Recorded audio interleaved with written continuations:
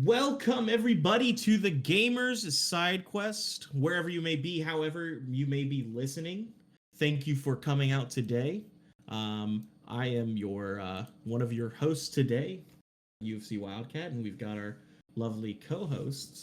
Ooh, we've got Balrose and we've got Hack Attack. How are you guys doing today? I got yelled at for inflection last time, so I'm not doing that. I'm a little disappointed you didn't do it this time. Yeah, where's my special intro?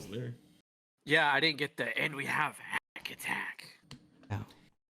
We've got the Hack Attack. Is that like your impression of Bruce Wayne? That's perfect. It's perfect. No, I got a better one for that. But I hope everybody's had a good week. It sounds like, at least when we're talking about it, pretty lax week. A lot of side projects besides gaming going on, so a lot of decent stuff to talk about. We got some other topics that are like not our primary like gaming news to talk about today that I'm really excited about. Some big focus topics if you're interested in those. But let's start off the usual way that we always do. The week in gaming that we've had. I'm gonna start off this week. I'm gonna be gaming, talking about my stuff.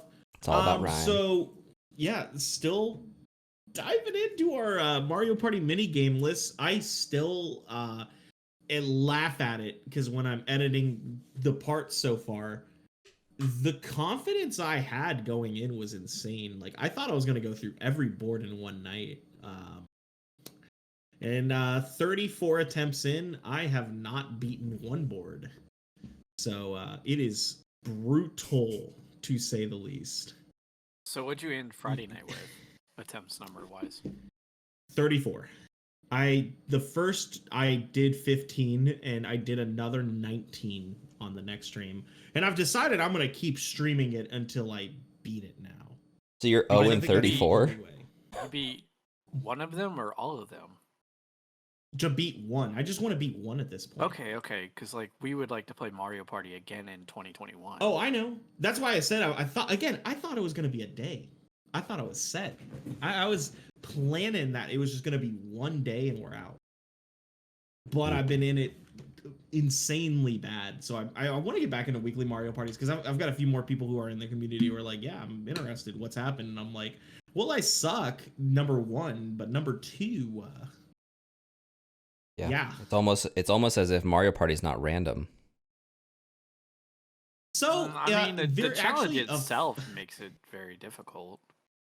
The thing I will tell you, Hack, because I've looked into it, the only one that's not random, technically, is Mario Party 1. Because Mario Party 1, everything is decided when you either start the game or at the end of every turn, like after the minigame screen comes up. Because it basically, at that point, it decides what everybody's dice roll is and a bunch of the RNG stuff. Everything else, though, like when you're playing it decides the RNG as you're playing through. But yes, Mario Party 1 is actually not technically, it's like random, but it's not like because it's the infinite problem, right? A computer can't truly pick a random number. Yeah, it's very interesting, but I find it fun. I've had a lot of fun with it. Gonna be a while before I go back into it, like probably a month or two, because I'm dead mentally. Because I've had a few runs go really far, and I used to think that the runs that would die on like turn 1 or 2 were the worst. Because I'm like, it's just such a waste of time. But after having a game where I had the win, and then on turn 14, the game decided, no, you don't. And there's no way for me to come back. And I was like, damn. Yeah, so how many turns do you do? Because like when you do the multiplayer, it's 50. So I started doing 20, which is what like base when you load up Mario Party, and it's like, hey, what do you want to play turn-wise? The default's 20. The story mode that I speedrun on does 15. And I started out doing 20, and after a couple of those, I was like, yeah, no. There's too much RNG on doing 20. I'm giving way too much turn for like stars to be bought. So I think 15 was fair. If that's what the story mode does, then I'm cool doing that. And so I've been running it on that, and it's been close, very much so. But yeah, that's Mario Party minigame list. We're still doing it. I'll be streaming a little bit tomorrow and then a lot of it Wednesday, trying to beat the game without winning any minigames. And then if I have to continue, I will keep doing it Friday. and Saturday until I beat it. Basically, that's what all my streams are going to be, is trying to beat it. And then the other thing that I've been dealing with, I played on Sunday night with some friends. The new iteration of the standard quote unquote settings that they use for the Ocarina of Time randomizers. Just a few little tweaks, nothing insanely major, but just like, oh, these are new. Let's see how they work. And rough first time coming in. Because usually I do those in about 4 hours. I say is like my max. It was like 4 hours 20 minutes for me. So, yeah, it's a fun time. They're fun because I think the way I've talked about it with the people who play, the standard settings just feel like a puzzle. Like everything's basically out there ready for you to go, but you know, you just got to kind of put the pieces together, and you can miss stuff and be running around for days. So yeah, so you'll get faster as time goes along. oh yeah, it's just deciphering what logic tells you, because you could like get something like, I get bombs early, and you're like, okay, well, what could that mean? It could mean a million things. But a lot of times I like to go to do the second dungeon in the entire game, the Donga's Cavern, because once you have bombs, it's really easy to do. You can do it all and just like sweep it out. Sometimes that may not be the best play. So, you know, stuff like that, figuring out like what is the seed telling you. So, reading what's happening.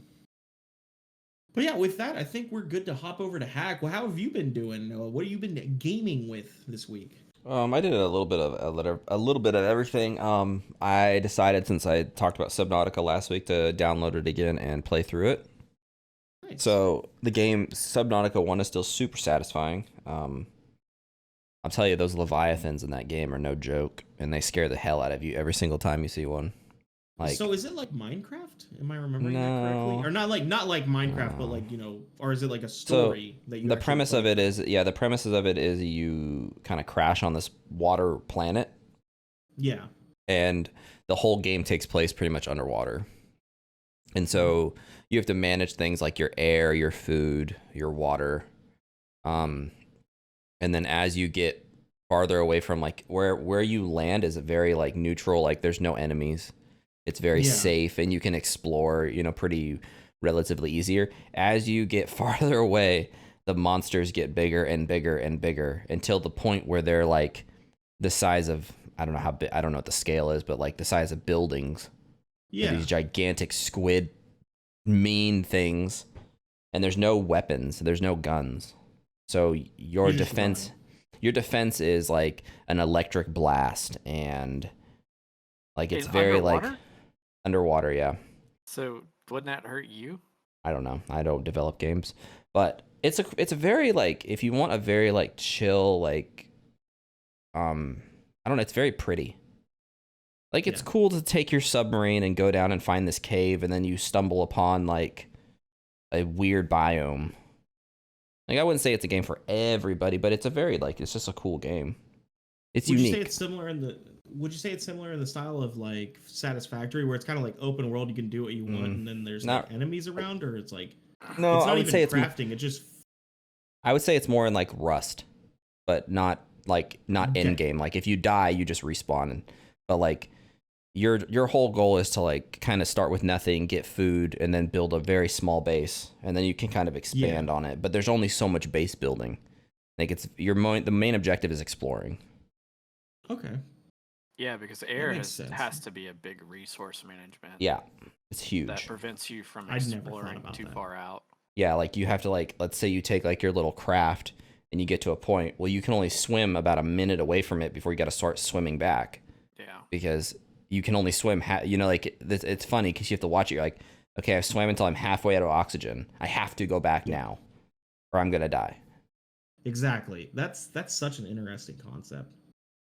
Yeah, it's like I said, it's one of those games. If you see it on sale, I recommend picking it up just to try it. Like it supports an indie developer that makes like unique games, and it's not your standard Call of Duty, you know, big AAA game. Schmo run-of-the-mill game.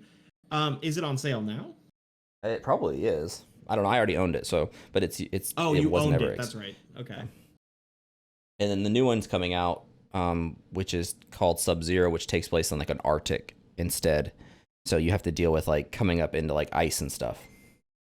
In temperatures, I assume like heat might be a resource. Yeah, Yeah, so you have like thermal vents and all this other stuff that can affect. Yeah. And then the other game I played was NBA 2K. Yeah. Because I saw it was on sale. Well, first of all, it was on Steam for 3 days for free, like a trial period. Really? Okay. And so I was like, let me try it out. And then I noticed after I played it for 3 days, I noticed it was on sale for like $19. So I was like, well, what the hell? $20. So I picked it up, and I've been my guy's playing for the Trailblazers. Trailblazers. Yeah, Come point on, guard. dude. Hornets. I'm 7-0 right now. All right. Well, whatever. I saw you actually. It popped up on my screen when I was doing a all sanity seed with some friends on Saturday. I saw NBA 2K and I was like, that does not seem like a game Hack would play. Yeah, I mean, I've always liked So basketball. Good. The problem with the sports games are especially with the NBA games, is there's so many games that an NBA team has to play over the course of a year, right? And the way that 2K does theirs is you earn what's called VC, which is their virtual currency, for every game you play, and you earn it for various reasons, right? And you use that for everything in the game, right? And so they have like tons of microtransactions where you can buy the stuff. That's how they want you to get the VC, because the grind to get your guy to be a 3-point expert is ridiculous. Like I looked, like I maxed out my whole character and I saw how much VC it would take, and it's about 120,000 VC. And so 50,000 is $20. So I would spend $60 to upgrade one character. You know, it's crazy. That sounds like because Madden does the ultimate team shit. That's how they get you on the microtransactions, is buying the packs for your teams, which I've said before and I'll say it again. Very nervous about NCAA when they re-release it doing shit like that. Because my main mode was playing the dynasty, take a team, build them up, be a coach type of shit. And at least in Madden, they don't focus on the like franchise is what they call it, like run the team, etc. They don't focus on that mode at all. Yeah, that's like a FIFA thing too, right? FIFA does that. They're like FIFA is the card packs too. Yeah, I think so. They get the card pack and then you use the card packs. Yeah, which is also made by EA. It's so it is. Yes. It's so annoying, and it's like that's just how you make money now, because like people are like, ooh, I like opening packs. I wonder if baseball games do that. I've never played a baseball game on, like, I honestly have never been like, you know what, I'll pick up an MLB game. I've heard they're really good though, in terms of like actually playing the game, but it's the same thing as basketball. There's so many fucking games that I'm just like, I've never been a big baseball fan. I looked at that and I was like, how long is it going to take me to become the champion, right? Because that's what I want to do. I want to be the NBA champion. And I was like, oh, this is like 70 games. Sweet. And they all take 20 to 30 minutes. Yeah. Well, I mean, you can buy your 3-point expert in the game, but you can't buy it in real life. I can't. I'm a terrible at basketball. Absolutely trash.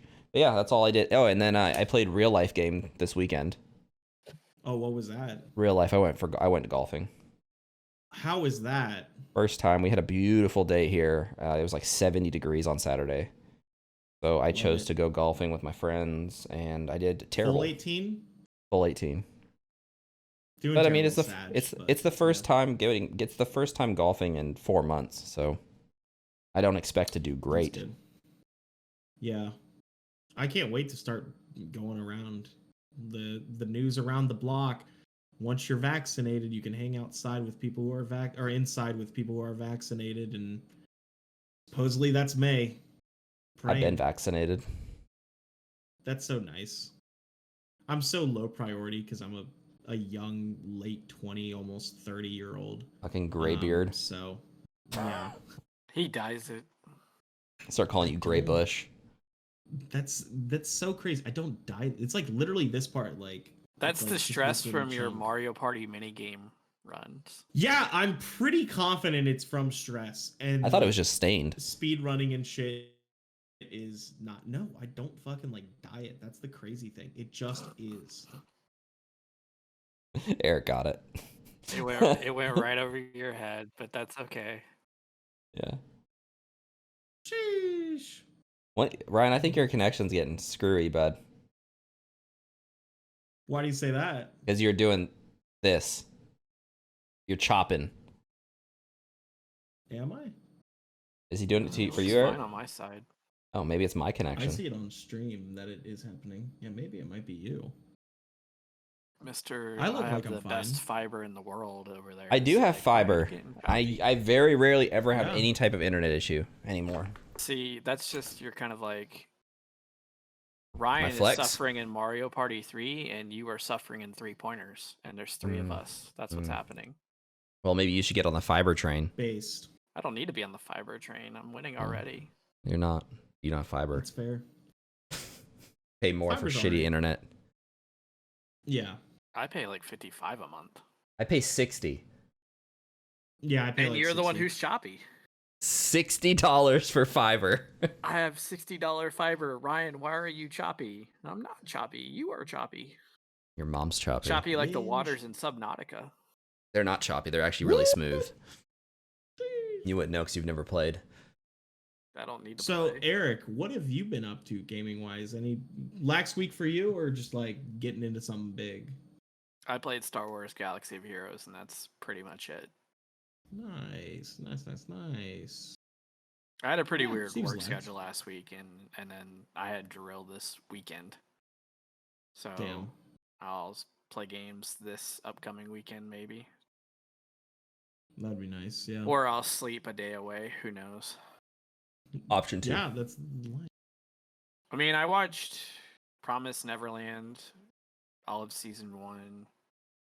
Nice. Witch Hunter Robin, I watched the entire series. It's only 26 episodes. A couple movies. But, like, I just didn't really have the energy to come over here and be like, which game do I want to spend 6 hours playing in the middle of the night? Yeah. And that's fair. That is fair. I I have mean, weeks I like watched that. a lot of WoW over the weekend. Like, there was Oh wow. You watched WoW? Yeah, so a known person in the community, Preach, did his overall list of favorite raids, and he ranked them 1 to 43. Okay. And we agreed on the top 3, like even the order in the top 3 is fine. My 4th one would be different. Then like 5 to 7 are good. He had a couple controversial picks. Like his were very nostalgia based, which mine are going to be too. I think anybody's list like that's going to be nostalgia based. Well, there yeah, are most certain- likely. Yeah, I mean, like it's like games. Like certain games will bring more out of you than others will. You'll be invested in them.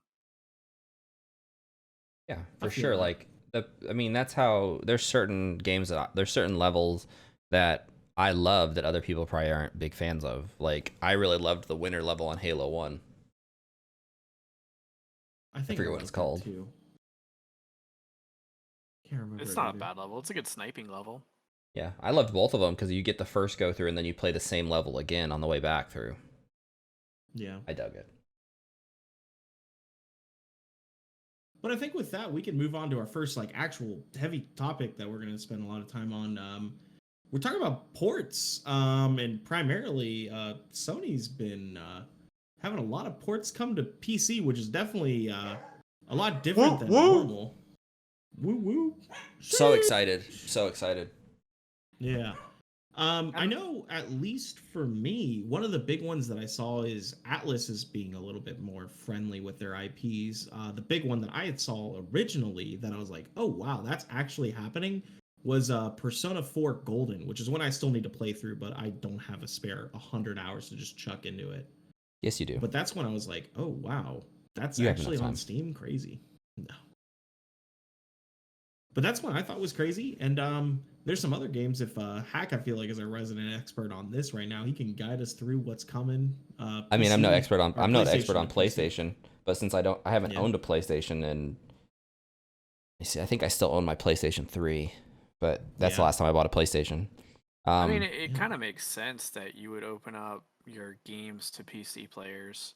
They're basically going to be timed exclusives. Like, yeah, God I of mean, we War talked is approaching, what, 3 years? Ghost is Yeah. last year. about this Yeah. last week. Is that I was happy that Sony's starting to do that, and we talked about how publishers are doing like Horizon Zero Dawn and everything. And that it's a win-win for Sony. They're missing out on an entire market. They're not releasing it for Xbox, the competition. They're releasing it for another platform that's not competing with them. Yeah. Because I think PC it's, players, like you said, they PC players make up a smaller market than console does. yeah. Well, and on PC they're gonna basically be on Steam. Yeah, They're not gonna come out for Xbox Game Pass, exactly. So which people can means play them. Or like Microsoft gets Epic. none of that money. Yeah, or I- Epic. Yeah, Maybe Epic. however they mean- choose to do it. But it's Yeah. great because one, I'm hoping that it's just not a simple port, and maybe they do a graphical increase on it from the PS4 graphics, right, for some of those games, because most PCs should be able to handle that. Horizon Zero Dawn they did not. Oh, well, then they probably won't. But we can Because dream, they- right? Because the games are optimized for the console, so like that's the way that they're written, that's the way that the artists do them for. You'd have to completely redo everything in that case, and they're not gonna do that for a port. It will be interesting. Can you use a PlayStation controller on a computer? Yeah, Steam allows it. I might have to buy a PS controller then, because I don't know how well an Xbox controller would work. It's the same It should be the buttons. same. Yeah. Okay. The layout's It's basically the it's same. two analogs, a D-pad, 4 buttons. I mean, Yeah. when I Shoulder do Steam, I buttons. use my Pro controller, which is basically the same Poor man's Xbox theoretical controller. design. Yep, you agree. Nah, man. My Procon is like amazing. Don't ever. I talk mean, shit about the it. primary thing you're gonna see is you're not gonna see like the new God of War come out this year and PC gamers get it this year. It's probably gonna be Yeah. like a solid year and a half before they get it. Yeah, I'm just excited because I've never gotten to play Ghost of. I can never say it, so I call it Ghost of Tsushima. Tsushima. Yeah, that's it. I've never gotten to play it. I never played Bloodborne. And so You these are wanna games try that really quick. You want, do you I've want- just never gotten to shoot- play them, so I just want to. Yeah. All right. Yeah. What game was that again? Ghost of T. I don't know how to say it. No, we can walk through really quick. Shoot. Oh. Tsushima. Tsushima. Tsushima. The T is silent. Tsushima. Tsushima. I'm excited about it. It looked like a cool game that I wanted to play. And I hear Yeah, it for was sure. better than everyone told me that it's a better game than Valhalla was. Yeah. Is Valhalla that new one that's like a Viking kind of like Assassin's Creed. Yeah. Assassin's Creed, yeah. hmm No, It is. I'm not. I'm thinking of the new Viking kind of like open world game. Oh, You're thinking that's of Val- Valheim. Assassin's Creed. Yeah, Valheim. That's what I'm Yeah. thinking. Okay. Which is like blown up. I haven't even played it yet. I don't want to play it if I'm not going to play it with people, because I know I'm going to get burnt out on it. It just looks like another sandbox game. Yeah. And that's where I'm at. The sandbox games really ask a lot of the player to have a lot of the fun points of it. But Imagination. Yeah, I mean, like in general, yeah. But I think porting wise, I think there's a lot of good that can come of it. I think in my expertise of Nintendo stuff, like Nintendo is very protective of their IPs is like a really good way to put it without being like Nintendo sucks. They don't really say Because I anything mean, on like, PC. there's a lot of games that we would all love to play, but I mean, obviously, like Nintendo will like even like moving their stuff from one console to the next console is such a fucking push string method with Nintendo. Yeah, because So like, I totally agree. if they released Mario on Steam, I'd buy it. Yeah. Not even the new one. I'm saying like Mario and like Super Mario and Super Mario 2. Like I would buy them just because they're Mario and they're great games. Or like the old Kirby games. I used to love the Kirby games on Super. Yeah. I mean, for Nintendo though, like Sony has partnerships with plenty of third-party developers, and like releasing a game like God of War on Steam hypes up the next God of War, and then hypes up a $500 console to go with it. Yeah. It's not going to be the same for Nintendo. Like if you release the Mario game on Steam, like the new Switch is going to be $270, $250. Like it's just not the same value. Actually, I know we're talking about ports right now, but this leads me into an interesting question. You brought up the Switch. How long do you think it'll be till we get the next Switch? There's one rumored this Soon. year. You think we're going to get an update? I think we're getting an update this year, and then early 2022 would be when we could theoretically get the new Switch. Yeah, I heard something about there's not going to be a dock anymore. I did read that I've somewhere. heard that. I've heard that. I think it would suck. I kind of want them to use the same dock. I've heard that rumor. I don't think it'll stick. Like maybe it's a Yeah. cheaper version that's not portable. No, the one I've heard is a hardware upgrade. Yeah. Because Nintendo's working with Sony for the 7-inch LED screen. Right. Be nice if they But went the OLED. screen is supposed to be 720p as well. Like, Ugh. I mean, like we all know that graphics have never been Nintendo's forte, but 1080p on a 65-inch screen just doesn't look good anymore. No. I mean, it's fine. And you can get. Why can't it have an OLED?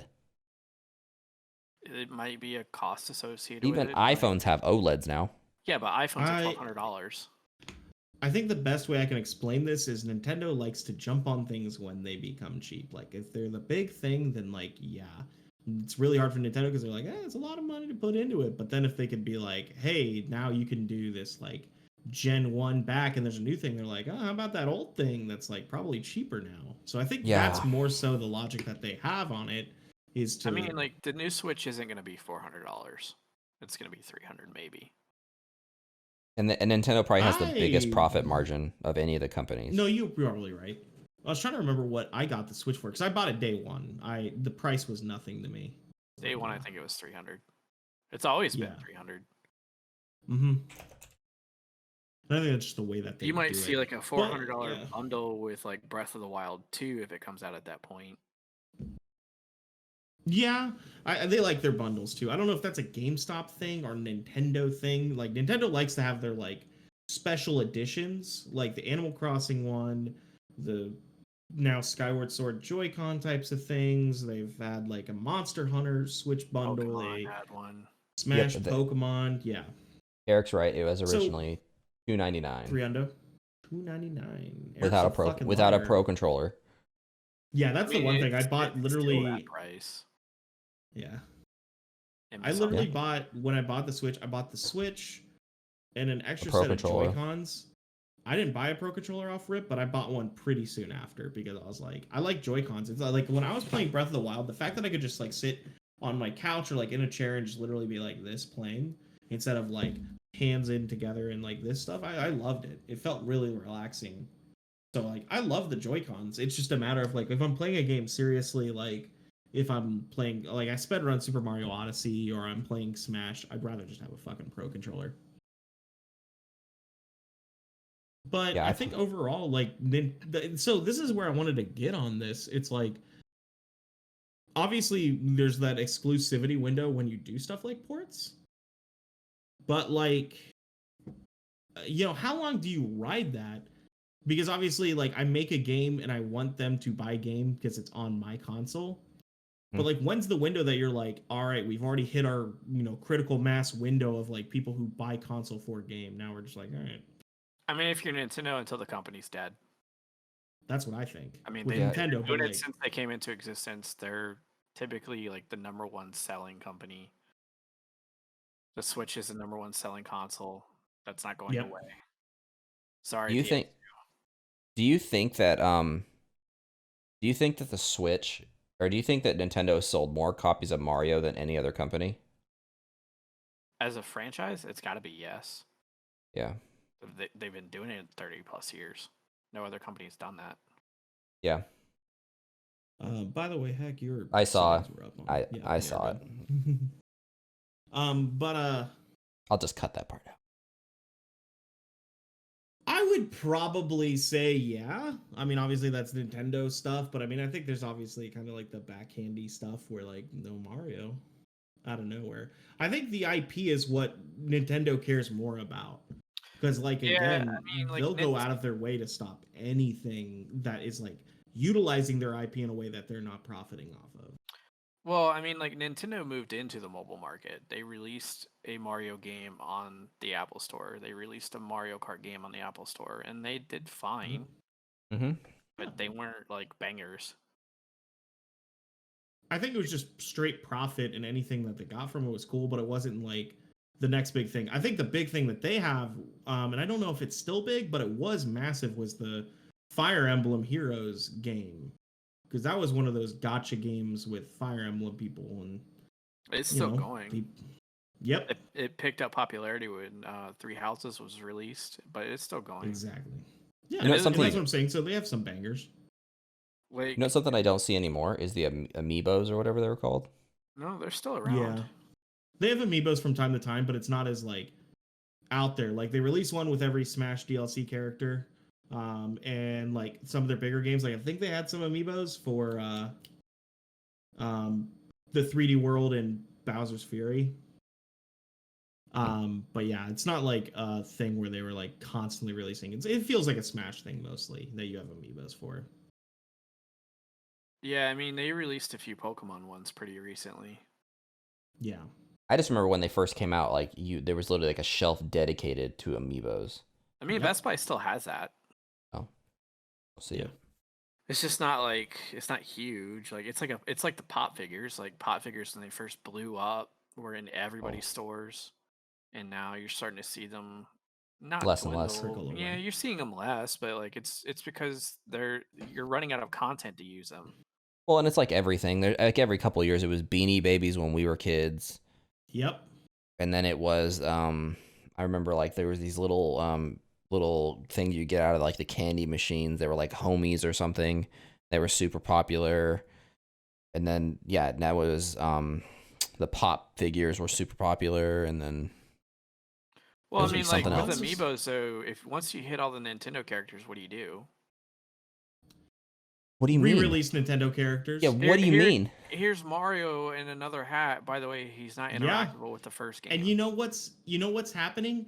Dumb motherfuckers are like, "Fuck, give me the Mario with the dumb thing that he can't interact with my like, game." This is Mario. That guy. Yeah, like What? Where is he? He's over here nerd. somewhere. That guy right there. The nerd. I have to have all the Joy-Cons because the plastic's different colors. Dude, why do you have to call me out like that, man? Because I've got like a stack of like 10 Joy-Cons that I don't use, but I do. There's a Link one with the sword. Can I can send you a screenshot of the conversation where I sent Eric and our other friend group literally like, holy shit, I'm gonna buy these instantly. Has him up above his toilet so he can look at him all day. Just Honestly, I think it's cool, man. So where is your Switch right now? Is it in the living room? So you know what you probably should do in that room? What's that? If you look at that door behind you, the white one. Yeah. You could put pegboard on the wall next to it, and that's where your Joy-Cons could be. I think it's a big thing that I've said many a times, just in general, like talking with Taylor or talking with other people who have like been around. My biggest issue with the stream room is currently like, since we rent, I feel very bad about trying to put things up. Like the closest thing that I have up is they had a hook or a nail already in, and I've got the Absol sign up there hanging, but that's like it in terms of like I love how it's what crooked. I have hung up in the room. Because there's only one hook, and of course the fucking pegboard's thing. pretty light though, so like you don't need the wall screws. A couple small ones will hold most of it up, and then like when you're done renting, you just plaster over it and then paint. Yeah. Plaster, sand, paint. Yeah. You could also just probably command strip it up. That's fair. Yeah, that would work. If it's not very heavy, you could just command strip it. I mean, we have mirrors around my house that are command stripped to the wall. They've never fallen. That's fair. It gets again, the whole thing is just like I don't like, because I mean, in our last house we had roomies, and the roomies definitely left a lot of damage in what they did, and that was something we couldn't get out. So like that stuff always scares me, because like stuff like your deposit, which would be really nice to get back, and just obviously not causing a hassle for when you leave. What color is that door? The door is like navy ass blue, and then the walls are like gray. No, it's not my house. It's It's my house, but it's not my house. Blue I know. chair, blue walls, blue door, blue balls. I could hear him going through the list. I was like, it's coming. It's about to happen. And there it is. It's coming. Oh, Delivered. Lord, he's coming. Blue cup. But yeah, I think It is Blue wall. cup too. I got a blue background. We're blue. Da boo dee ba da ba da. I do have a blue N64 controller, but the main one I use is this gray, normal ass Blaine. Wow, it's not clear. I wanted to get a one of the watermelon clear ones, but they're expensive as shit. I'd buy a Hori before I bought a new N64 controller. You knew your parents loved you when you went over to the kid's house and they had a clear console and a clear controller. Kids. Rude.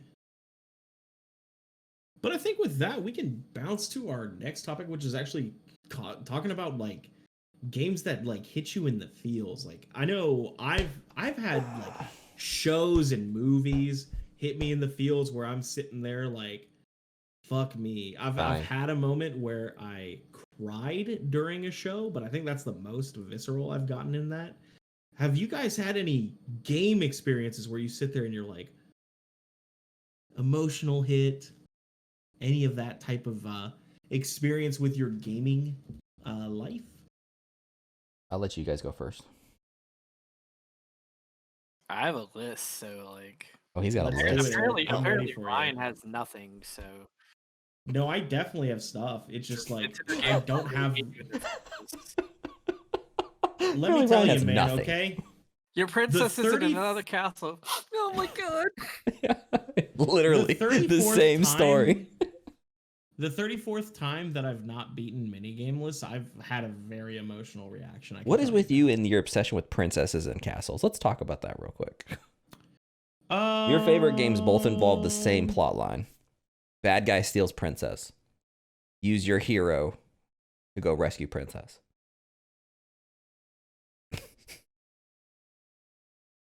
I had like a rebuttal, but like Banjo-Kazooie also has it, but it's his sister that gets kidnapped. Which is a princess. In a castle, so I mean, it's like, yeah, it's like, fuck. Same shit, different story. But go on, Eric, start us off, and I've got some I can back up with. I don't have like a crazy emotional response to like a lot of games. I have games that make me think, and I think that's great, but I would say, I mean, like, there are plenty of them. The one I would say that did it the most has to be Detroit Become Human. And it's I still have to play because that. a lot of the other games on the list are linear. So, Yeah. like, from point A to point B, you can not really expect, because, like, you're playing through a story, but it's going to be the same experience each time. Detroit Become Human is like the furthest thing away from that, because there's so many chapters, and in each chapter there are, tens of decisions to be made that take you on different paths. Yeah. And there's a plethora of characters who Quatic Dreams does a really good job of building. But, in some cases, like, if you play it the first time and you have a character make it from, chapter 1 to the end, the second playthrough, if you make the wrong decision, they're dead in chapter 1. And Very fair. it touches on a few different topics at the same time. And Quantic Dreams is probably the singular best company to make you care about every individual character in their story, considering how many characters are in their story. And the fact that like half of them are robots. Yeah. There are plenty of other I'm- games that make that list. Yeah.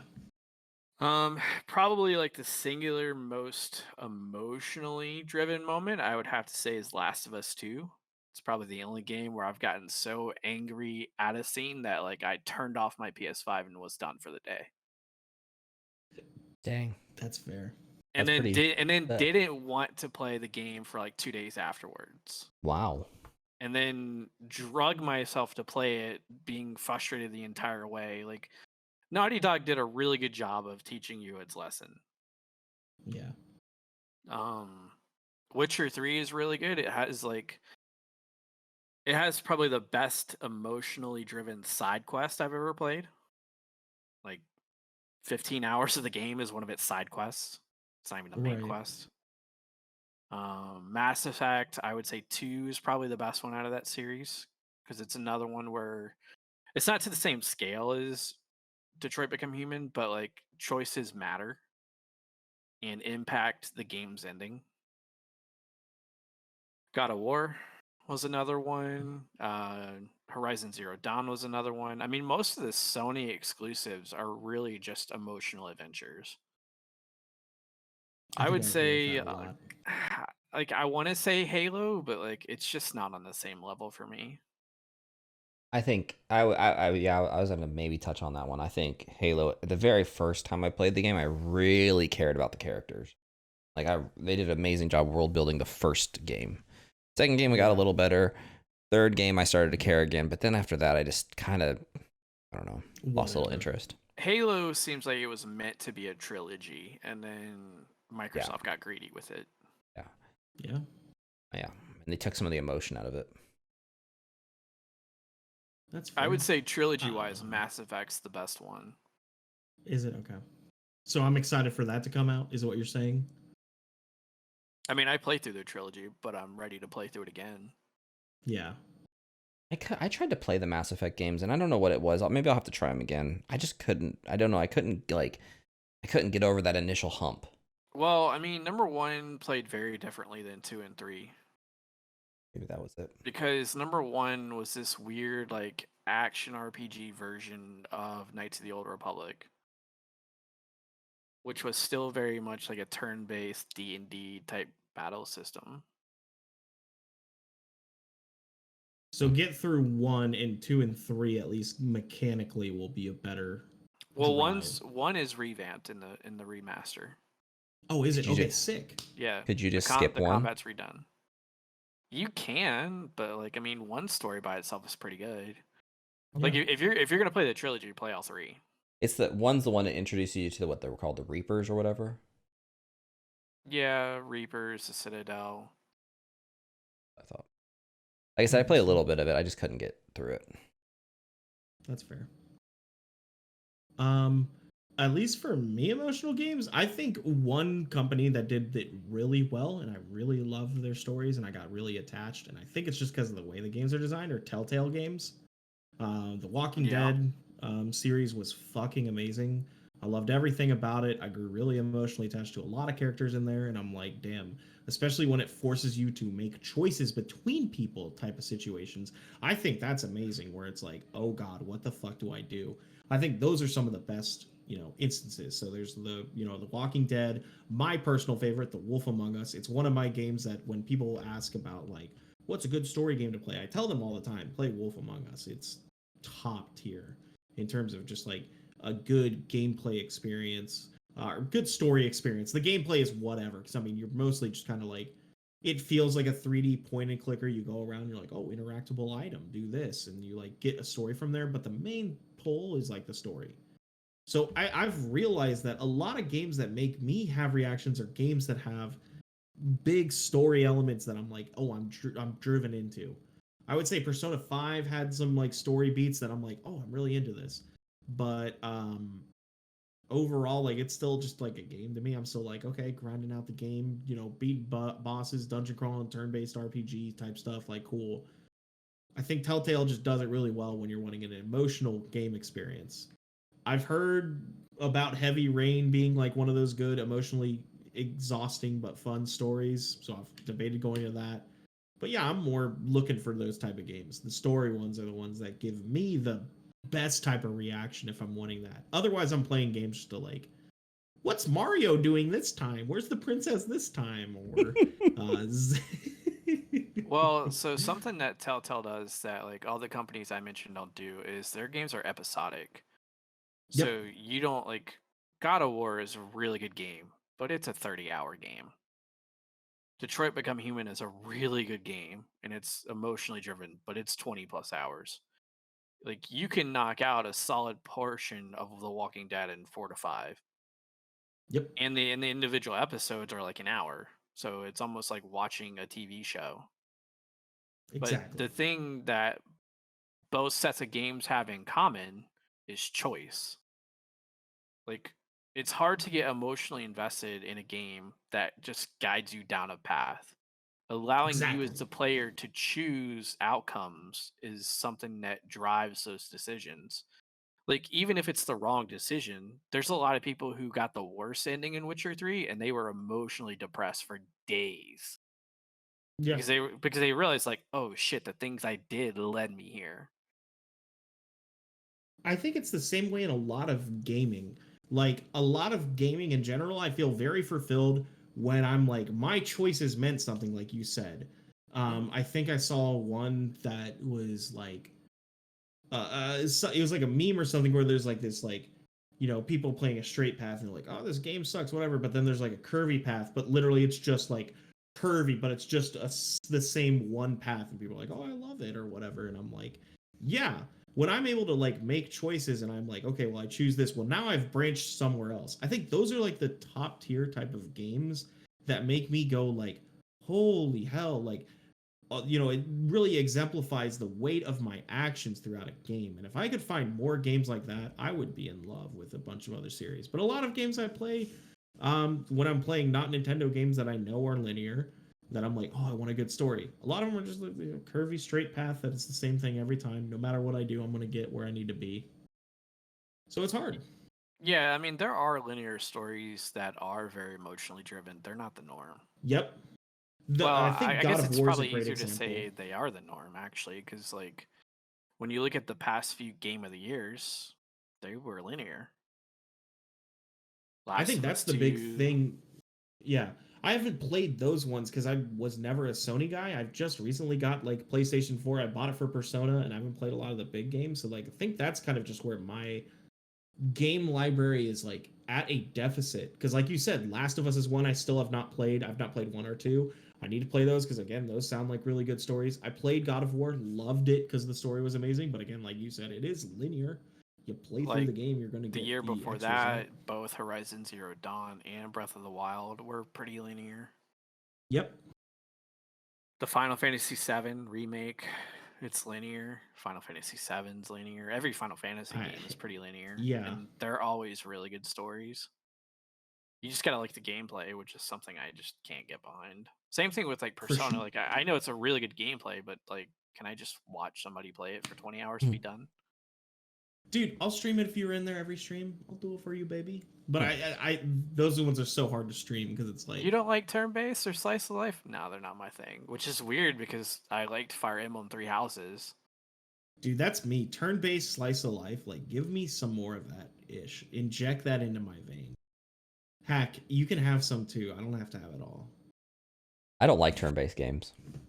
Really? Really? like 'em. Okay.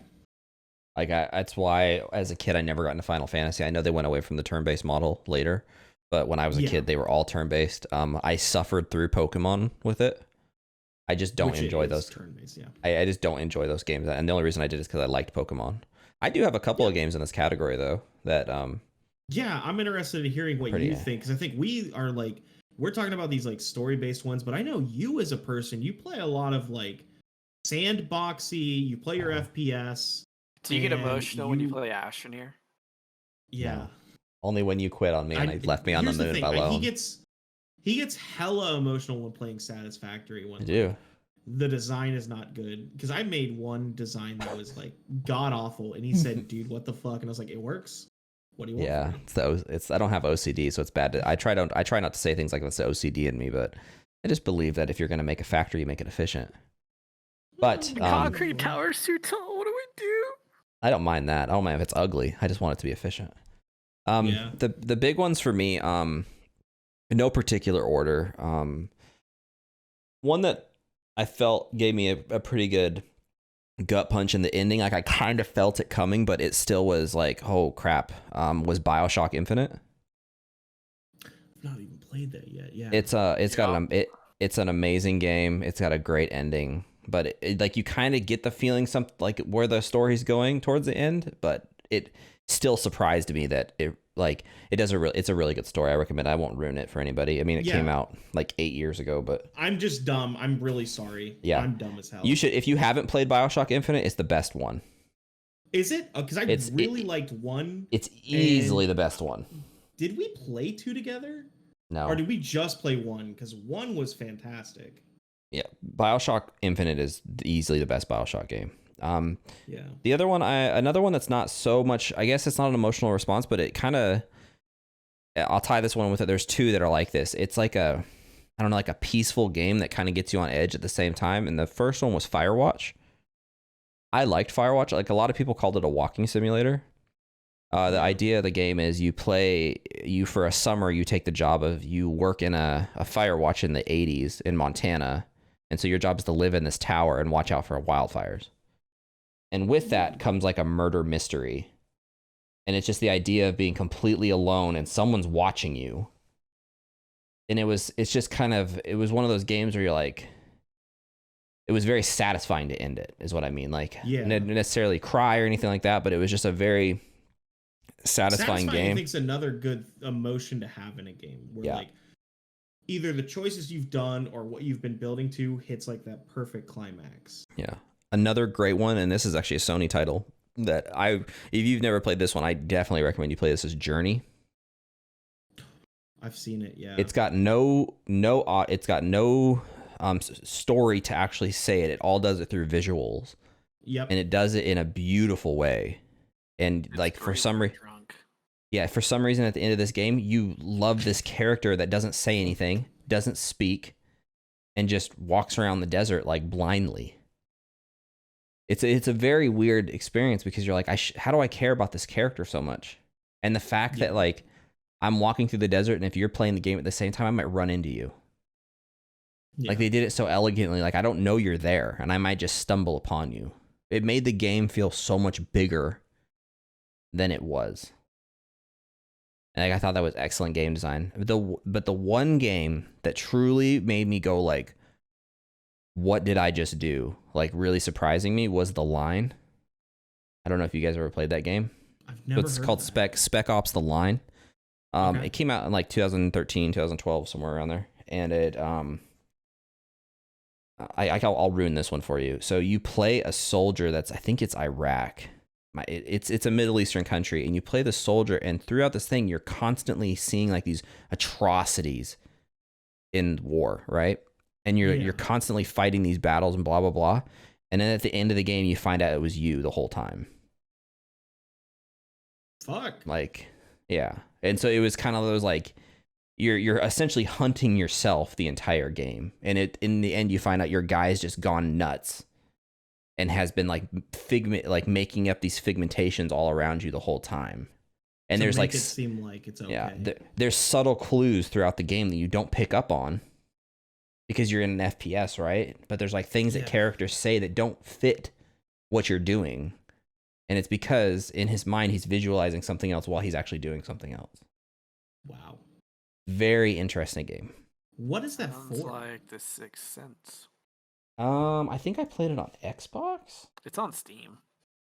Is it? It is on okay, Steam. That's cool. Yeah, it's on Steam. It's one of those games like the graphics probably aren't that great anymore, but it's very interesting. It's a very interesting game. And I was very happy I played it back then. Oh, $30 dues. That's not bad. But it's just one of those games where you're like, whoa. Yeah. Sometimes that's really good, though, is having a good whoa in terms of a game. Yeah, it was like Eric said, like, I put the controller down like, oh, that was me that did all those things, like, that slaughtered those people and did all these terrible things I didn't even realize. That's kind of crazy. What was the other game we were talking about? Journey and Firewatch and Bioshock. Earlier than that. You said it was on Steam, and I should look at it. Subnautica? I'm pretty sure that's the one I've talked about. As shit. I literally feel dumb as shit. Is it Subnautica? Yeah, it was Subnautica. Yeah, it's probably like $9 or something. So smooth. That's 30. Yeah, it'll go on sale. You could probably get it on. Yeah. You could probably get it on G2A for cheaper than that. Oh yeah, But yeah, it's like interesting stuff.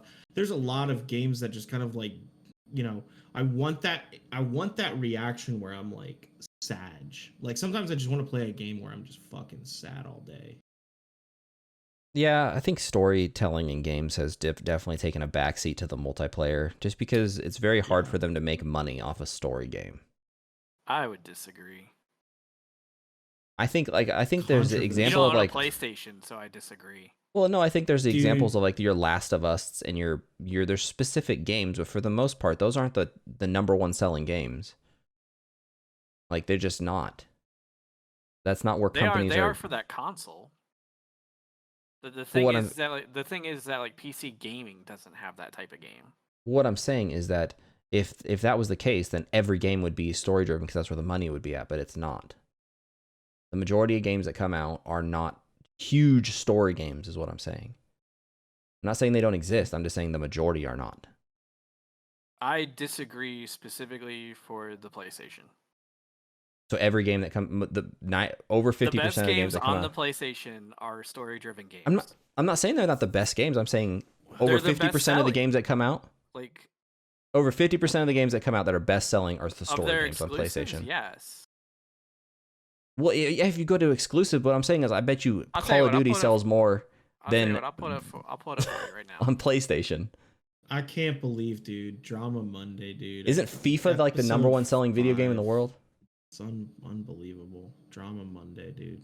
Can't believe it's taken 5 episodes to get here. So unbelievable. This podcast is tearing apart at the seams. It's so sad.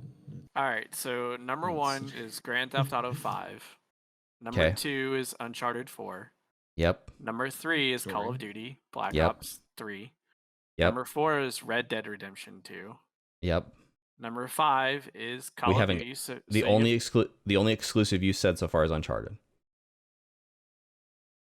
Number 6 is Spider-Man, 7 God of War, 8 Witcher 3, 9 Horizon Zero Dawn, No, 10 8 Last of Us. 8 is FIFA. Not on my list. I'm looking at Wiki right now. Oh, I'm on some. You Verge can't article. believe the fucking Wikipedia. They told you that back in the high school.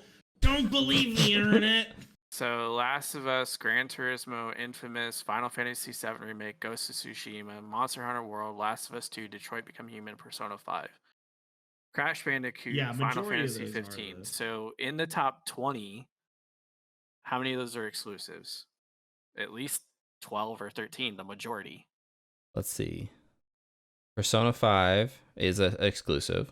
Is Final Fantasy still an exclusive? Can't you buy those on Yes. PC? Yes. Still exclusive. So 1, 2, Detroit's not. 3, 4, 5, 6, 7 for Infamous. Gran Turismo. Yeah, but that's not a story game. It might be. I don't play Gran It's not. Turismo. It's not. It's not. Bitch, it might be. But we're splitting hairs. It's about 50% I mean, like, of the you games can are go to story-driven. Nintendo. I mean, yeah, you could go to Nintendo. Like, Breath of the Wild by itself trumps everything else on that list. Yeah. Yeah, I mean, have you- the Every difference. Zelda So- game, every Mario game, those are single player Super games. Smash Bros with the best story ever. Like, I mean, the difference. on. Yeah, the difference between copies sold. I mean, Grand Theft Auto sold 20 million, and Uncharted only sold 16. But Grand Theft Auto is also what, like 15 years old at this point? It's came out in 2014, so it's 6, Grand- 7. No. Grand Theft it ca- Auto's on 3 systems. It came out for Yeah. the PS4 in 2014. Right, but it came out earlier on other shit. Yeah, but we're talking It was about on the PS4 right now. 360. We're talking about PS4 right, Right, now. but we're talking about the game in general. Grand Theft Auto's Well, been out yeah, for of course, it's probably ever. sold even more than that. But like, I wasn't gonna compare Uncharted 4 against the game that came out 2 years before it. What? Like Uncharted 4 came out in 2016. Yeah, but So if we Grand Theft compare- Auto's been out forever, if so we- everybody's buying that. And when you're like, hey, you can play it on the new system. But what with I'm the saying new is, if we count hardware. 2012 to 2016 for Grand Theft Auto, that's kind of an unfair advantage for that. It's out 4 years before it. So I was just counting PS4. I was narrowing it down to just one console. I You know mean, what I mean? did Red Dead have an online community when it first released? It was really bad. It So still is really bad. I would say because Red Dead was in the running for the year it came out, if its online community was absolute shit, then it probably didn't sell because of its online community. Yeah, I mean, it shows it only sold 14 million. I mean, it's still the number 4 best-selling game on PlayStation, but I mean, I'm not saying you're wrong. I'm not saying there's not a lot of great story games. I'm just saying that we can't ignore the fact that the difference between the top 5 in millions and you get down to the top 20s and it gets down to single-digit millions. There's Well, a much those larger figures amount also of. aren't very accurate at the end of the day. It depends on what the company discloses. That's true. That's very true.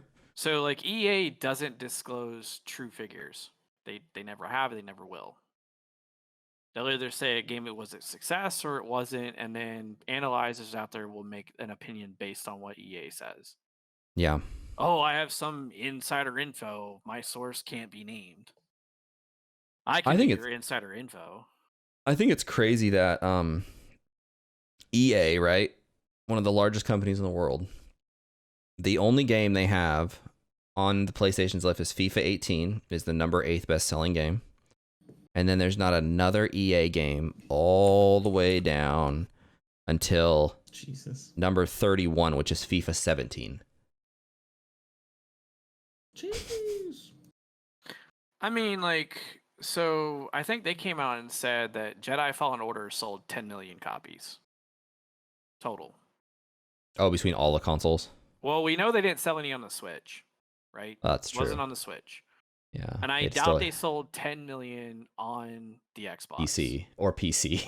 Or PC. So it's probably safe to say that, like, if you split that evenly, that game is between 17 and 18. Like, these figures aren't accurate. Like, this is random Joe Schmo typing this shit into Wikipedia. Yeah. You also can't, I mean, they couldn't put Jedi Fallen Order on. I could come in and be like, well, Call of Duty sold 2 million, not 20. I'm sorry for the typo.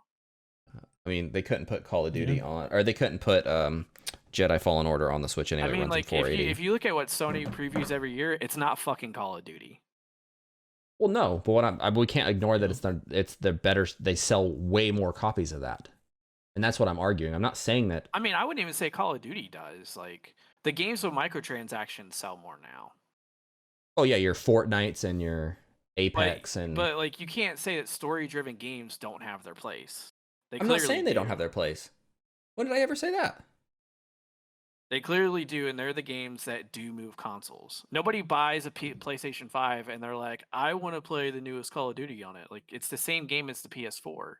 I disagree with that, because 3 people I work with simply bought the new PlayStation just to play the new Call of Duty.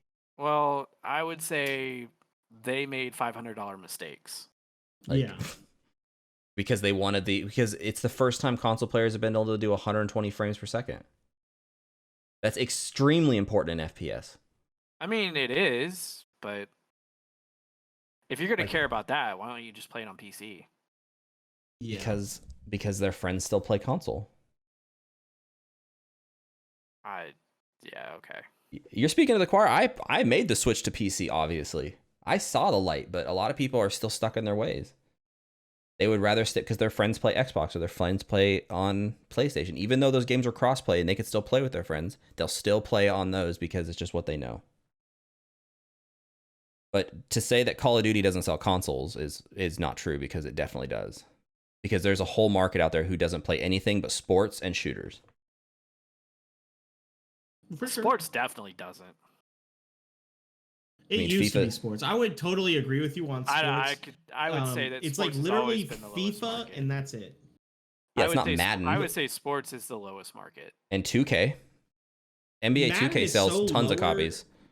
Yeah, but they sell copies because you have your blue bloods who are buying it every year. But it's, that's not like you're not gaining more people in sports. The thing is that like your single player story driven games are also typically exclusives.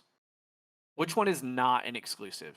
Which best selling on a console story driven game is not an exclusive? Don't worry, I'll wait. Trying to think we already looked at PlayStation. I'm trying to think of what would be for Xbox. Like, if you're talking like out the gate, off rip, good story, Xbox One for not an exclusive, I don't think of one. What's the Xbox One's best selling game? Grand Theft He's Auto. muted. Unbelievable. Who's muted? Your camera's zooming in and out too. Am I muted? Yeah, I can't hear you. Can't hear you. Oh, there we go. I accidentally hit my mouse button. Wow. The stream heard me the whole time. That's the important part. That's the good part. Why isn't this working? Oh, because But I stupid. think in general, like the big Number one thing game. is like story-driven games are great, and a lot of the good ones out there are like well written. It's just a matter of like, yeah, as you're saying, I don't disagree with you in the fact that it's easier to just print out the same game every year with microtransactions. Oh, I love that's it. fine. Guess what the number one What's that? selling Microsoft game is on out of the Microsoft Xbox One, the top. I only went so far. I found the first Microsoft games. Xbox One or Series X? Xbox One. It's not a Microsoft exclusive. No, but it's owned by what I'm saying. So the only things made by Microsoft Studios in the top whatever. The number 2 game is Players Unknown Battleground, which is a Microsoft Studio owned game, which is not exclusive. Minecraft. Yep. This is me shitting on Microsoft right now, by the way. And then number 10 is Halo. But Microsoft doesn't It's have to because do Halo anything. That's 4 the and sad 5 were thing. bad. Like, I liked Halo 4, but compared to the original 3, it's bad. It's amazing to me that Forza 4 is not higher on this. The Forza Horizon 3 is number 14. Yeah. But I haven't been able to find Forza Horizon. It, like you said, it might be like what you're talking about, how they're not releasing statistics. Yeah. Because But I know think the big thing is with that, Microsoft doesn't give a shit about the Xbox in general. If they can make money off of it, sure, but like the Xbox like profits for them is like a nothing burger because like Microsoft in their other aspects is so much more impactful than Sony. So like Microsoft is like never worried about this. Okay, the stream froze for a second. I see think that. your setup is having problems. Yeah, Yeah. I've just closed everything now. We'll see what happens. Okay. But yeah, I think in general, like, you know, Microsoft doesn't have to do that flex where Sony like is producing a lot of these big story-driven games that really drive people to their systems. The Persona 5, the Last of Us, the God of War, the Horizon Zero Dawn, like those are all the games that people will like. That's what Sony is showcasing, and that's what people are buying Sony PlayStations for. You get your people who are like, I want to play Call of Duty. What system? Oh, it's the PlayStation. All right, well, I'll pick up a PlayStation. But I would say like when you're talking about like people like of our ilk who like have game like wants to play games for more than just like that shooter or that sports game, like I'd say that's more, you know, a grouping of like what true people who are gaming are looking at. So like those games are like best sellers, but like I said to you, they can shit those games out and people are going to do microtransactions when they make them. But like I wouldn't say that's indicative of what the gaming sphere is because there's a lot of people who do like the story-driven games. And I agree with you. I like the story-driven games, but I feel like there's a like in the general scheme of it, every year, what's the games we always hear about? It's the big standard every year release games. And I'm not saying there's not a place for Last of Us 2 and all those great games. They're great games and they should be made. I mean, they're what I'm clearly saying- reviewed the best. Yeah, like I said, and That's I what I'm agree saying, with you. yeah. I think they There's deserve. never been a Call of Duty in running for Game of the Year. No, and It I might don't be think there running should. for multiplayer Game of the Year, but it's never running for Game of the Year. And I don't think it should. I agree with you. And I think that's where you guys are misunderstanding. I'm not arguing with you. I'm saying that it'd be ignorant of us to say that story-driven games sell more in general versus those other games. I'm not saying they're not important and they should. I think they should sell more, but they don't. Because Call of Duty sells 20 million copies every year. Yeah. It's just facts. Like, I don't disagree with that fact, but I mean, like, I would say, like, obviously, the games that actually matter are like the other games. yeah, I agree. I wish that we would make more important games because I get tired of shooting Jonathan while his mom yells at him in the back about doing his Then laundry. don't buy it. Yeah, No, I agree. Don't buy it. Buy a single player game and play it. Yeah, which I do. I mean, I just played Subnautica. that's multiplayer. Don't ever lie to me. There's no multiplayer in Subnautica. Not in my Christian Minecraft server. Solely single player. Alrighty, I think with that though, we've hit a good good stopping point on our topics, or like main bread and butter topics. I think we're in good wrap up mode at this point, especially with Hack's computer dying. My computer's not dying. I shut everything. So, in terms of stuff that you guys are excited about playing, we call it upcoming games. We're getting to the point where like games are starting to come out. We're waiting for them. Like I know for me, still really excited about the Arkham Horror Mother's Embrace. I've looked a little bit more into that. It looks like it's going to be a really, really fun time for when that comes out. And sadly enough, I did put the pieces together. The Story of Seasons game that I talked about is coming on the same day. So, my farm simulator game that I'm excited about is also where you get married. Same fucking day. Yeah, dude.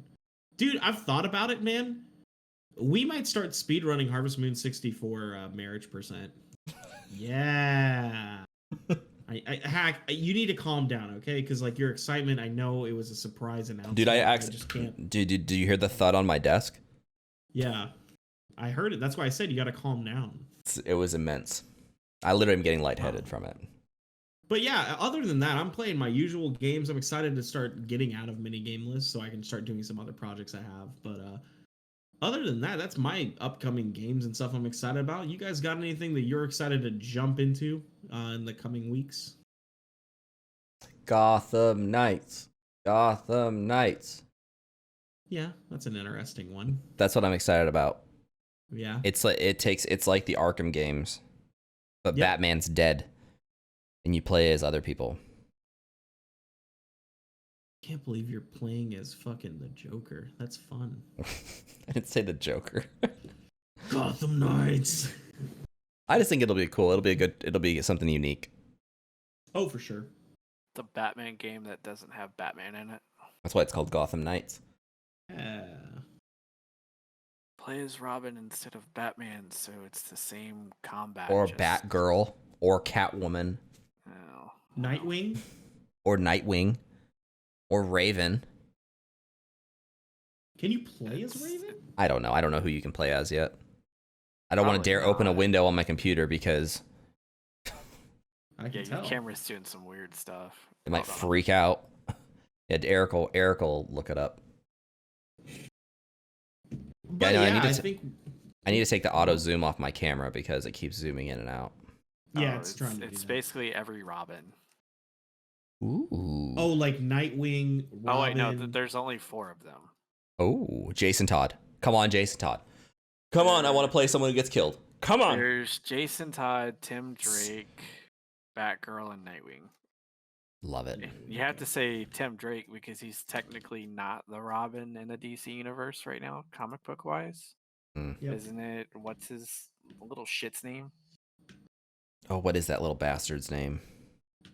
He's in Teen Titans. I should. Damian? know this. It's Damian. Damian yeah. Clark. Yeah, it's Damien. The thing He's about like- Jason Todd, everyone hates him, and for good reason. He's a terrible Robin. But Yeah. I just love the fact that DC was like, let's vote. Should we kill Robin? And it was like tremendously yes. And we got one of the darkest comics of all time out of it because of it. I just like that Yeah. little historical fact. Just like kill him, please. Because, I mean, But Robin yeah, sucks. Yeah, it's fine. That's fine. It's rude, but it's fine. Well, does Marvel have any sidekicks? Does any of the Marvel heroes have a sidekick? No. Is that a DC kind of thing? Because Yeah. all the DC characters, Wonder Woman has a sidekick. That's crazy. I mean, like, do you consider Fantastic Four Mr. Fantastic and his 3 sidekicks? I mean, yeah. Like, what part of X-Men, in terms of tiers, do you consider solo Oh. heroes and sidekicks? Like, they're not all solo heroes. Yeah, What about what about your B tier heroes in the Avengers? Like, War Machine doesn't have his own series. He's Iron would Man's probably sidekick. That's Bucky probably War Machine's probably a is- good example. Bucky, the Winter Soldier, is Captain America's Falcon. sidekick. Falcon. Yeah, Falcon. Like Falcon Guardians of the Punch. Galaxy, Star Lord and his 4 sidekicks. What about what's that one guy's name that has the bow that no one likes? Hawkeye? No, Hawkeye? he has his Yeah. own series. He's Scarlet. He's not Scarlet. So I was gonna say Scarlett Johansson. He's Black Widow sidekick. I think they're equals, but I'm just being a troll now. Yeah, I mean, really, like outside of Batman having a shit ton of sidekicks, like they're all just team members. Yeah, because the Flash doesn't, right? I'm trying to think. Green Lantern does have a side? No, it I doesn't. mean, it's I don't weird with the remember. Flash because like they're all different speedsters. Ooh. Like they all kind of start off as sidekicks while they're learning their powers, and then they go do their own thing. Is that a super? If you could pick a superpower, is that the one you'd pick? Would you be able to run as fast as possible? No. I hate cardio, so I'm not picking that. Maybe always if you were the fastest, you wouldn't hate it. Yeah, but then I don't know. I think I'd still hate it. I don't like to run. In certain activities, you're done in 30 seconds. Yeah, your mom's a pro. What about you, Ryan? What would you pick? The best superpower thing is I've always thought is Dragon Ball Z's instant transmission. If I could do that, that would be tight. What do you mean, like teleportation? So yeah, literally, it's just like, oh, I can like sense where somebody is, and I can immediately just pop to them. Yeah, like Jumper. I think that's like the best. Yeah, or Jumper's time, isn't it? No, it's he jumps through. Like he has to see a picture of it, and then he can go there. I see. No, for me, it's just mentally like in Dragon Ball Z, you can sense people's power levels, so you can be like, oh, I know Joe Schmo's over there. Pop over. That'd be a good one. That's what I think is the best, because that's the best convenience one. It's not flying, so I don't have to deal with any of that bullshit. It just literally flying. The problem with flying, man, is that I don't think people understand what happens to the human body at like the speed you would need to fly at for it to be convenient. If you could fly at 20 miles an hour, that's not convenient. It's still going to take you 6 hours to get anywhere. Well, I mean, like when people think of flying, they think of having the body to withstand flying. So you'd have to be like Superman. Right, you're not going to be like, well, I want to fly as fast as Superman, but disintegrate the second I lift off. Like, just think about drive down the freeway at 60 miles an hour, put your head out the window. Pray to God a bug doesn't hit you in the face, because it's going to hurt like hell. Don't ever question me again. I mean, I would tell you if I had the brain power of Barry Allen, I would just be the Flash. Yeah. Because, controlling time is something that would be pretty cool, and the man can go through time. Yeah, like Quicksilver from the Marvel Universe, where you can literally, like, everything slows down and you can be like, boop, boop, boop. Yeah, I mean, it's the same thing as super speed for... I would probably pick either, like, not telekinesis, but, like, Professor X kind of thing, or what Deadpool has, without the cancer. And the messed up face. I'll have one Deadpool hold the cancer. Essentially just healing. Those are the two I'd probably pick one of those. Because if I could heal it, whatchamacallit? I would definitely pick the Flash if I could pick to not have the downsides of being the Flash. Yeah. Yeah, like I said, I would pick Deadpool if I didn't have the downsides of being Deadpool. You're like Deadpool heals quickly, and I'm like, yeah, the Flash literally uses super speed to heal. Yeah, well, and the problem with Deadpool too is he feels the pain. He just heals from it, so he can just like jump off a bridge, break every bone in his body, feel that immediately, but then he's fine. And that part would kind of suck. That's why I said I think Xavier would be a really good, like that whole like control stuff and read minds and that's up there. Interesting stuff. But yeah, I think our last wrap up talking before we get out of here. Hack pointed this out before your stream, and I was like, holy shit. As somebody who likes watching card openings and stuff that you do with your hands, Elgato looks to be coming out with a green screen mouse pad thing. So a lot of people like to use like a little desk mat when they play, and Elgato's releasing one of these, and it looks super tight. Yeah, it's legitimately a gamepad, like what I have on my desk right now from Razer. And it's just green instead. Which, I mean, you could have accomplished that by just ordering a green one for years. But it's that specific green screen color green. I mean, because you could do it with blue too, right? You can do blue screen effect on webcams. Blue also works. It's like blue and I think magenta are the ones that like are the like... It has to be high contrast, essentially. Yeah. I think it's cool because... There's a lot of people who, I know you guys don't watch FPS streams, but like Apex, there's a guy who, his camera is his mouse. That's all you see. It's literally a camera pointed at his hand on his mouse. Yeah. It's kind of like the speedrunners that do that with the at least the older games like hand Yeah. cams. And just think, like, right now that's a big old square, right? But if they can green screen it, then it still it gives you more of a viewpoint. Right. I like that a lot. I mean, I'm not going to buy one, but I think it's cool. No. Eric, can you tell us that the 3 you've got pre-ordered are on their way? No. Sad. That's something I've always wondered. Why haven't you done card openings on stream, Brian? Cards are fucking expensive. the money, yeah. Oh, I just know it's a passion you have. Oh, I do. It's just too much fucking money to get involved in. Yeah. Do you think if like If you pay Pokemon me came out with dollar another dues, I'll do series, it. do you think if Pokemon came out with another series, you'd do it? No. No. Card games are just too expensive to be worthwhile. I think if there's a good card game that could come out, I would love to do that because I would if I'm buying card packs to open, I want to play the cards. I'm not buying it for value. I want to play the cards. So. Oh, okay. So you're not one of them that like to buy it and just put it away. No. I think the closest thing I am is the old card game that we played. I would love to have one sealed box of every set that there was. But Yeah. again, that's money and I don't give a shit about that right now. Well, that game's dead, right? Yes.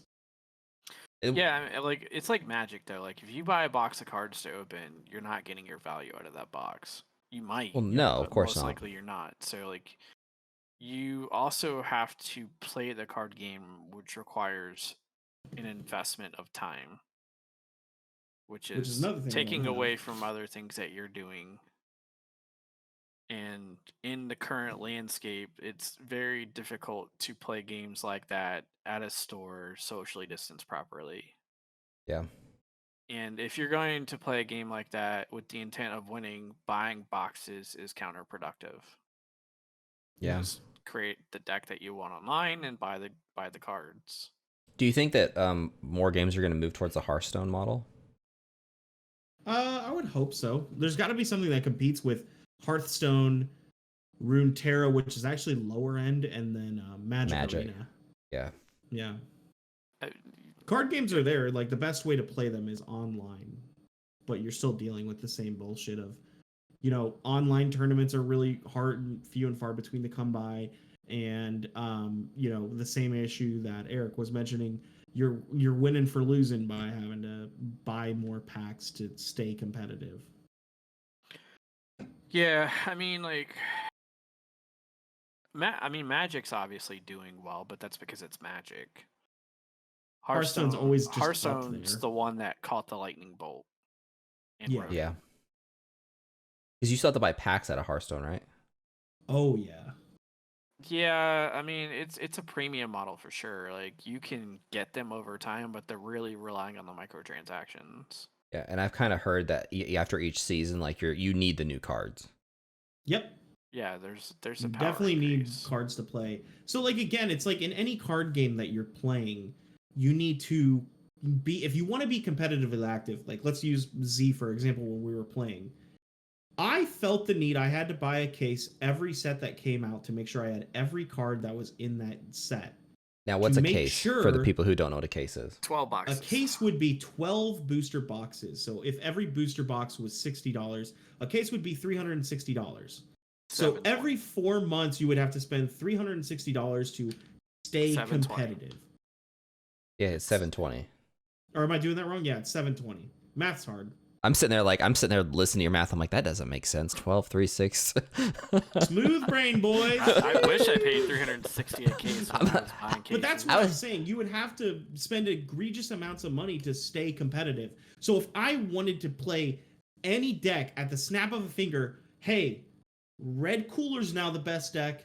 I need to have the cards to do that. And I can't sit there and be like, okay, well, I'm going to go on to TCG Player or some other card buying site, buy those, wait for a couple weeks for them to come in, etc. If I want to be up to date, I literally at the drop of a pin, this deck's good. Okay, grab my cards, make the deck. Why is it good?